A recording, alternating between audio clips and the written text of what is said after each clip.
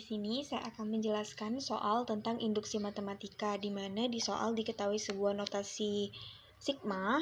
Nah, jadi di sini kita disuruh membuktikan apakah benar kalau misalnya yang di ruas kiri itu sama dengan yang ada di ruas kanan, begitu. Nah, jadi untuk menjawab soal ini, terlebih dahulu kita harus mengetahui apa sih itu notasi sigma.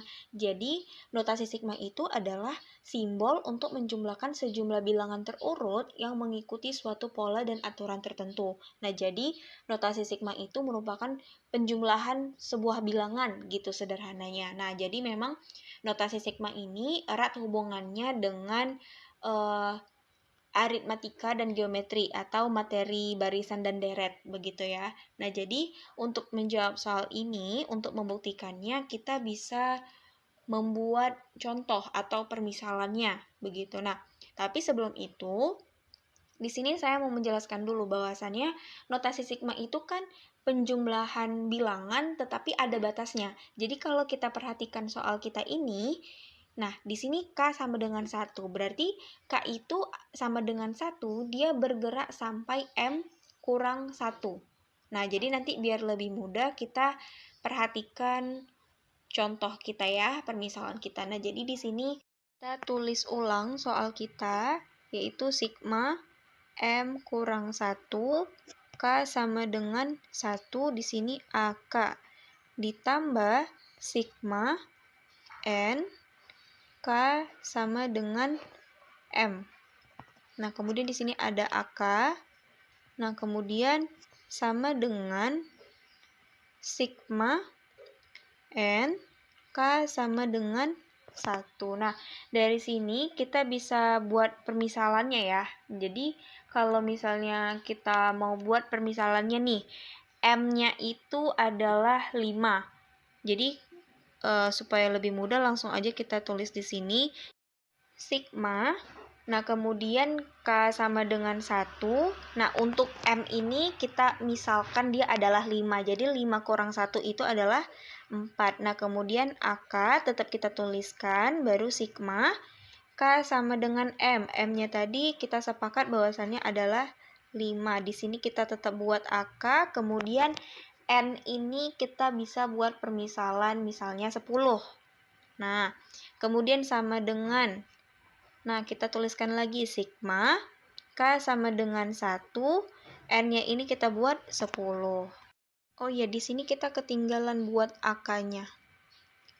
Nah, jadi sebenarnya untuk nilai A sendiri kita bisa abaikan, kita fokus ke K-nya. Karena di notasi sigmanya, ini yang diketahui itu adalah nilai K-nya. Begitu. Nah, jadi seperti yang tadi saya bilang, bahwasannya kalau notasi sigma itu merupakan penjumlahan bilangan yang dia ada batasnya. Begitu. Jadi, kalau kita lihat ini, nah, jadi sigma K sama dengan 1. Berarti K itu sama dengan 1, dia bergerak atau dia dijumlahkan sampai batasnya itu adalah 4.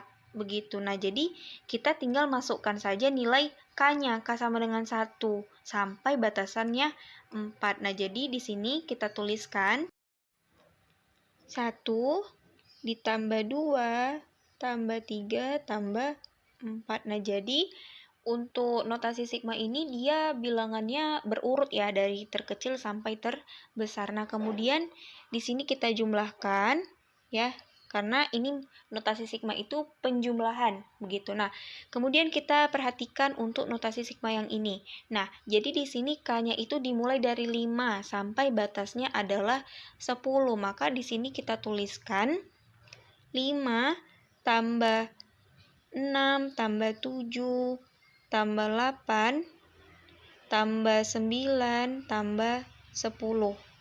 Nah, kemudian kita buat sama dengan, nah, jadi kalau kita perhatikan kita tinggal fokus ke yang terakhir. Nah, jadi dari K sama dengan 1 sampai dengan batasnya 10. Nah, supaya yang tidak terlalu jauh, kita bisa buatnya ke bawah, diurutkan ke bawah. Jadi 1 tambah 2 tambah 3 tambah 4, kemudian tambah 5, tambah 6, tambah 7, tambah 8, tambah 9, tambah 10. Nah, jadi kita jumlahkan, kalau kita jumlahkan dari ruas kiri, yang ruas kiri kita jumlahkan 1 sampai 10, itu kita dapatkan 55. Nah, kemudian yang di ruas kanan kita dapatkan juga 55. Kenapa? Karena kalau kita perhatikan saja, jalannya itu 1 sampai 10. 1 sampai 10. Jadi, antara ruas kiri dan ruas kanan itu mempunyai nilai yang sama. Nah, jadi kita sudah membuktikan bahwasannya notasi sigma yang ada di soal ini benar sifatnya yang digunakan karena kita bisa membuktikannya dengan menggunakan contoh. Sekian dari penjelasan soal ini.